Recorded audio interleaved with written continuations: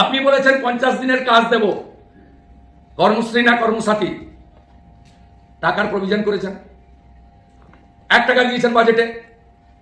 50 দিনের কাজ দিতে গেলে 27,000 কোটি টাকা বছরে লাগে। যদি মানরেগার জব কার্ড হোল্ডাররা কাজ করবে ধরে নি, 1,34,00,000 ভুয়া জব কার্ড বেরিয়েছে, তারপরেও 2,60,00,000 আছে। 2,60,00,000 লোককে 50 দিনের কাজ দিতে গেলে বছরে লাগে 27,000 কোটি টাকা।